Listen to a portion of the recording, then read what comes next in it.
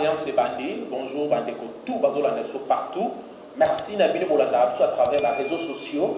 En direct, na ba chaîne où ezali ba partenaire net bayoka son ba Congo Base, Africa Base, Chebiso TV, Soleil Officiel TV, Galilée, Binoël TV. Boza ebele wa Bolanda rabiso en trois grand merci Nabine na posani bonté Mado Valet Bourgeois en Allemagne. En tout cas merci mbote na yo pour la fidélité puis amour nyonso ozo pesa biso nzambe apambola yo na posani bonté TV na Prosper Kazadi na posani bonté Maggie Poutou, maman, il y a Clinton, Naneton. Voilà, merci, Nayo, mère, en tout cas, tout ça ensemble. La présentation, vous allez à Taylor, autrement appelé Messieurs les juges, Oyo, arrive au juger, Nyonso, Bazan et Toumou, Yozo, Ibambon à l'État, Yo, Ozo se comporter de la façon Moro ya Mabé, Toko dénoncer, Yo.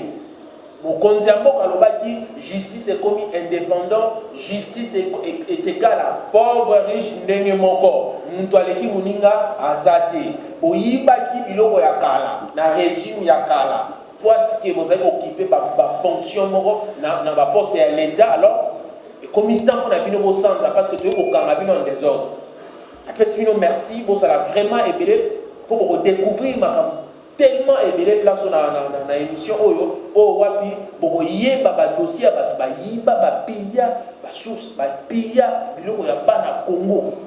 En tout cas lelo nazali na mutu lingaka mingi mwana koli o wapi to développer ne akopanza nteke akopesa pe liste ya ba miyibi nyonso ndenge moko na bango yika sange a tozana tribunal totanga to banga te yo mutu ndeko zo tade beko tozana état de droit toujours zo représenter ils ont représenté le coup de valeur et la juge. Alors, Mbote mon Mboka, Mbote, le grand journaliste, monsieur le juge, déjà félicitations pour la Moussala, aux Osara, pour la dénoncer, aux officiers pénal information, aux amis qui va. Bandego Moussou Théo, il y a qu'un an, ça va pour étouffer information. Vraiment, côté, on a vraiment félicitations déjà dans Moussala, aux Osara. État de droit, Tobandaki Koye Bisabino non. Et bien là, on a voulu que non, Tobandaki Koloba des propositions état de droit. Avant tout banda, parce que déjà Batbaye, moi c'est présenté Zate, pour prêter serment, pour enregistrer, pour rien que pour solo la vérité. Parce que Azam Aramboa, tu as la Mokate, tu as la formule. Inutile que tu n'as géré parce que n'a Nazaram, tu as polé les polés. Donc il n'y a pas besoin de tribunal. N'andenge Nazarna go, donc Ndenge Sawana, vérité n'est vérité. J'irai au tribunal. J'irai déjà. J'irai déjà. On retourne pour la logo. Ezali Mideko émission d'ontologie émission. Ça va gérer dans le wapena vérité. Voilà. Très bien, merci. Oui, ils ont qualité, ils ont internaute. Ouais, tout ça. Internaute déjà m'a dit que Makamota Mola Bongo. En tout cas, on a besoin de la mingité pour trouver une grande Mituna. Osaï Koloba Nakatakio, si ça m'a le bon. Ouais, on va concernant l'air parce que oui, puis ma parti politique est belé les lots. Bazo ça la combat moro boé oyo bazo yeba objectif na combat na bangote alors que nous leaders pes donc mes hommes ya ba parti politique nyonso biso idéologie na biso objectif na ya combat na biso ezalaki ko instaurer véritable état de droit parce que na kati ya état de droit nde tozali kotongola économie na kati ya état de droit nde tozotongola développement ya mboka na biso nde tozotombola presque ba secteur nyonso deko journaliste tozo bandana na point ya liboso oyo na ko aborder na ba abonné na biso nyonso ba bazuli ba ku ya kolanda biso tozo bandana na scandale oyo eza na niveau ya ministère ya finance toko mawana puisque na moni parce que oyebi ke non na ebite batu oyo babandaki komema biso wapi alors que nous avons bel et bien ba milliards ebele mais comment na mokonzi se monnaie azokende libanda et puis nous avons félicité chef de l'état oyebi statistique ya mokolo ya lobi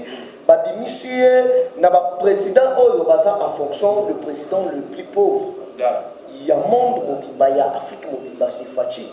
Parce que Batali, par rapport à ma président Moussou africain, au Bakotara déjà dans le pouvoir, par contre déjà plein, mais Batali Boy Fachi Kaka salaire. Et le Kaka salaire. Au moins de 1 million de dollars américains. américain na compte na moins de 1 million de dollars américains. Donc eloko etikala kosala déjà félicitations na moko atombolo parce que côte ezomata na ndenge moko ya kosala te na niveau nano ya communauté internationale na niveau ya bastructure nyonso. Donc Bretton Woods, Banque mondiale, donc bazali satisfait à 100% na ndenge moko ya kosala te.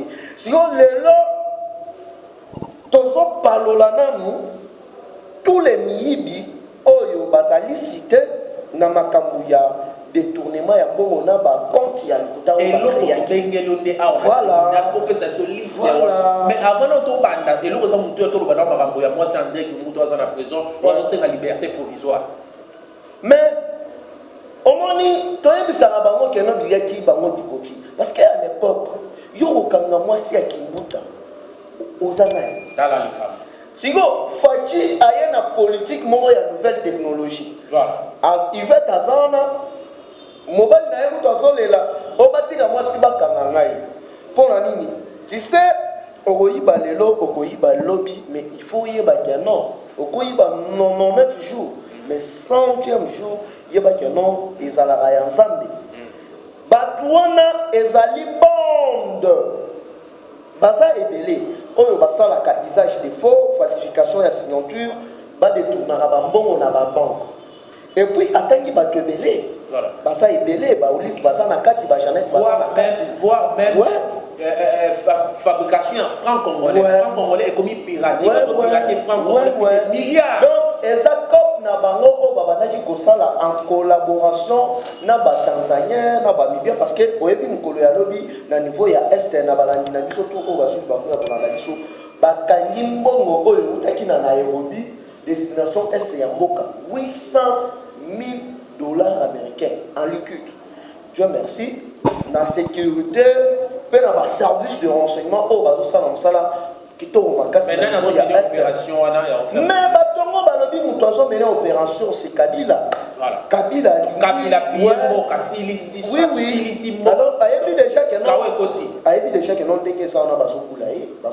Donc, à la trottée, donc, bec, on kamate. Mais, bino pe balobi, bino ko solo bakaka belé belé ko kaka na barang, bazo kanga. Depuis investigation, il y a pouvoir, il y a président. On va kaka ko kanga, mais ti ba. Ça na yo awa. On moni mukolo ba ko kanga Kabila. Et ko sala na bato ba ko banda ko yima parce que na caméra pesa la bongo to banda ki ko lo baka bu.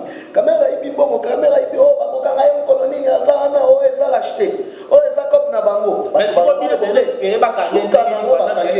Mais coopération entre FCC caché, ils ont continué à makambo ya justice qui paraît que non on de oyo boyena boye rien justice ya ndeni tozala na boye ba pire ba massa mais soki wajina ba pempe na yo soki wana ba donc soki osana ba sauter na yo yeba que non justice a osala musala na mo osomona donc Kabila obika te parce que o Kabila sala na mboka oyo apia à moment parce que ba rapport il y a ba structure union sur ya droit de l'homme va établir que non, le type en question est bel et bien criminel. Et puis, ils sont occupés dans ma cambon. Satellite, et Baoutaki quoi battre dernièrement. Nous sommes bimi pour l'aider. Parce que, boîte noire, parce que serveur, na minute, on va détecter tous les crimes pour le bandaki pour les Canana Est et Mboka. Moutouazali à la base. C'est Kabila. Satellite, on a pas Rwandais, on va placer qui est bon, Rwandais en complicité na Baris. Voilà. Ouais. Rwandais na Baris va tchaki bongo babanda ko espionner es mobimba mais pas seulement ça déjà vers fin de l'année balinga ki babanda ko abattre ba avion nyonso ba vol nyonso international donc ba France Airlines ba Bruxelles Airlines ba Ethiopia Airlines ba Turkish Airlines nyonso na pona nini pona ko faire voir ba investisseurs que non moyen ba ya na RDC ezate ozomona baba ça ba investisseurs mais Dieu merci na place au facha kotaki abetaki diplomatie moko interne na externe donc sur le plan interne donc asilisina no makambo ya conflit kaka na bik na papier sur le plan externe diplomatie na biso oyo ezaki en berne et mati lisusu parce que lelo tokomi kozwa badon de partout dernièrement awa Allemagne a uti lisusu kopesa 5 millions de dollars ya don alors que na époque ya Kabila badiloko wana ezalaki lisusu te mpona nini crédibilité ezalaki lisusu te mais nazoyebisaka ke non ndeko journaliste lelo toza le 31 kanga date ya lelo ti tokoma septembre ebele ebele bakokangama et puis nazoyebisa yo kangolo alembeya puisque toto le ba satellite wana to kana circulation mo oleka na CCC nungu Kagame akufi to bazolinga koloba mote selon ma source moko 7 sur CD je crois site moko informara biso balobi que jusque là a cette sortie médiatique de Kagame.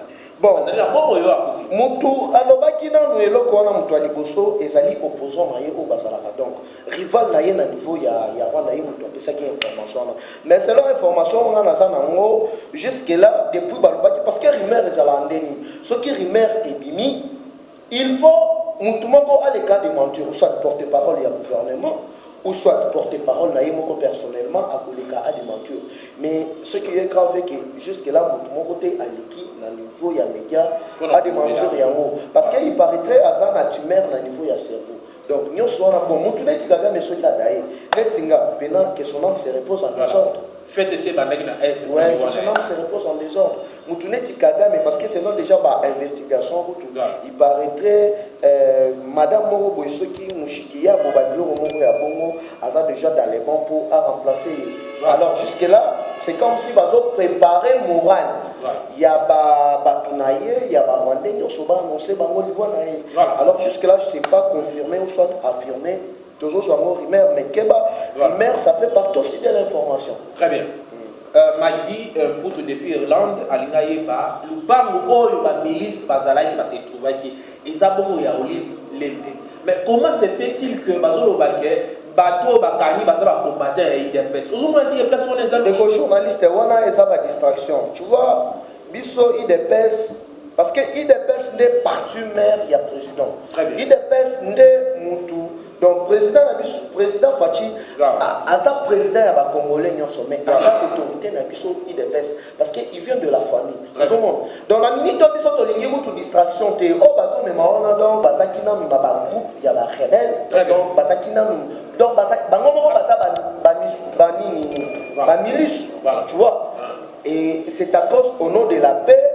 au nom il y a pas intérêt il y a pas multinationaliste des bayaki comme m'a dit son dialogue les que na dialogue ba tripler biso parce que l'esprit c'est limité aboyara okota makambo wana na sam situ très bien parce que rapidement tout ce qui m'a la sima ya ngonga luba en deux lignes et puis on peut cette liste il y a batunion sur au bazar poursuivi pour un détournement ya ba bien ya l'état question sur on a retourné avant que cette liste on a et à Roger Lumbala va signer pardon à reconnaître que puis ce batunion sur que Roger Lumbala à salara lit bongo na ndeko Etienne Tshisekedi ou Mulumba ou ici à Tikitso Mikolo Ebele à signer pardon na famille politique nyonso IDPS yo kolobani.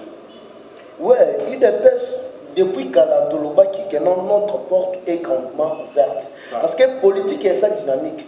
Bien sûr que tous en a principe, tous en a critères, on a dit recruter n'importe qui dans IDPS. Mais IDPS est un parti moko yamas, n'importe qui a un droit à adorer. Des Kolumba là, où on a devoir respect et belé.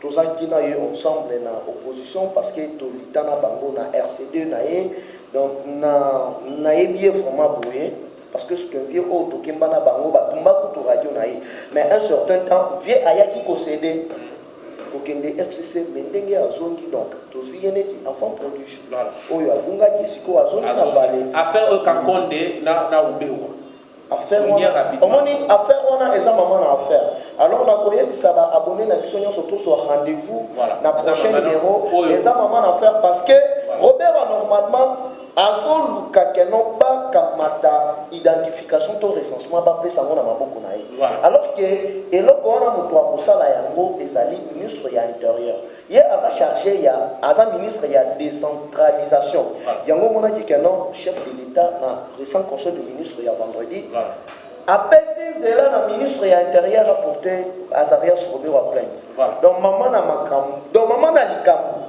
Donc il faut. Voilà, c'est que on peut se faire pour le lobby, tout le monde en détail. Lobby on peut ça quelques listes, il y a pas trop bazar poursuivi bon pour un détournement et à dernier public. Ouais, dans dernier ça il faut y banane que non ba ancien ministre nyonso ya finance. Tous les gouverneurs y a banque. Ça cité na kati. Donc là on parle de Massangu, on parle de Deogras, on parle de Père Kangoutia, on parle de Sele Yalagouli. Matata, parce que Yemoko Azaka Premier ministre, Yemoko ministre de Finance, Yemoko ministre de nous tous sur la mingue ça José Makila. José Makila Ayoga au dès qu'on juge, il faut y avoir échapper la justice. Voilà. Ouais. Nous attendons à échapper la justice. Vous allez bloquer. Donc, d'accord. Voilà. Nous attendons à Jeannette Kabila de Karatebe la justice. Nous attendons parce que Jeannette Nani, Yvette Kimouta, en tant que liste des employés, ça est belé. À bientôt là. N'a été sûr qu'il y a les lots aux années 31. Si fin décembre, il y a un jour qui a piolé au bêta. Très bien. Piolé au bêta. Alors, tous les abonnés, pour ça, la confiance. De Kojiji, Mado fois na Bundesliga balobi, moi si il y a Pembe. Les bourgeois. Les bourgeois. Mais c'est Gigi, mais c'est Gigi, Mado sans oublier les Mado Ani, Nakati à Liège, balobi, Minda à Liège. Alors, Ndenge Zalouana, moi, numéro n'a ça toujours le même. Plus 243 89 784 33 42 plus 243 89 784 33 42 désormais pour son gars awadon tokobanda kopanza tozobimisa nyonso awa ezali kamwa liste na prêtaki serment donc na lobi nyonso sans rien balobi vidéo de makambo vidéo la vidéo merci ezaki grand plaisir ya koyamba yo mona poli sa première fois à l'émission je pense que l'autre aux asusu comme ça dit c'est bien. Merci Nabido Bandeko, vous avez la partout. N'a essayé que présent mon ami qui était tout est épelé. Mais des fois il y a temps, yango et celle que tout me rabosu qui ça avoir. Na bongo, bido non vous abonner na chaîne Obo pour la Nasiko, s'abonner rapidement parce que des abonnés côté masolo to lobi que toujours pour représenter justice. Justice des fois ça la musala nango.